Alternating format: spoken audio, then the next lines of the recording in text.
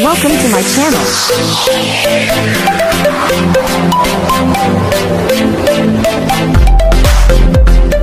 Hello po sa ating lahat mga kasuke, mga kalingap, sa mapagpalang araw na muli. So for today's vlog, eto nga, marami tayong nalaman about dito kay Rina, no, na ikinagulat natin na ito ay usaping legal na dapat na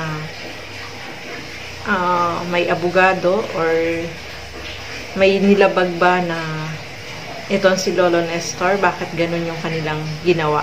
So pag-uusapan po natin sa video na ito, pero bago natin simulan yan, huwag niyo pong kakalimutang mag-subscribe, Bag Santos Matubang, Kalinga Prab, Ate Edna Vlogs, at yung aking YouTube channel, Gandang Emmy. Sa mga hindi pa po nakapag-subscribe, please subscribe and please hit the notification bell para lagi po kayong updated sa aking mga ina-upload na mga reaction video. So tara, panoorin po natin ito.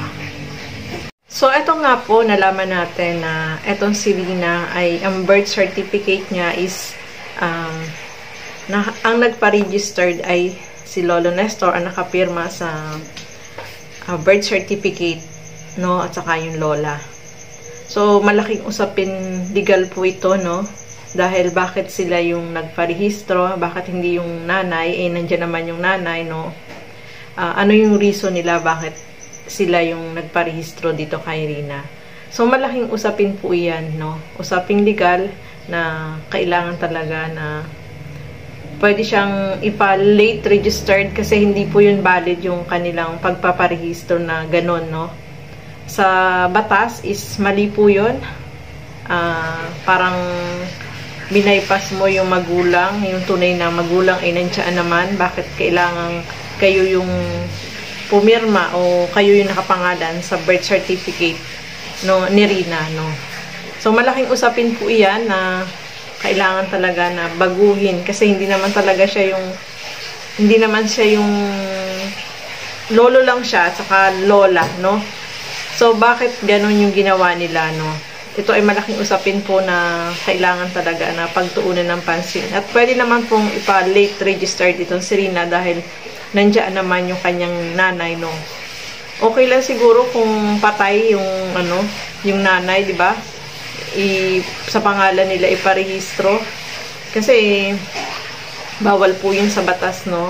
Na nandiyan naman yung nanay, bakit sa pangalan ng lolo at lola ilalagay yung pangalan dun sa birth certificate na siya yung tumatayong magulang, no?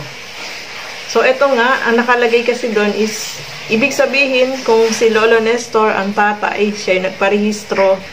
So, ibig sabihin, si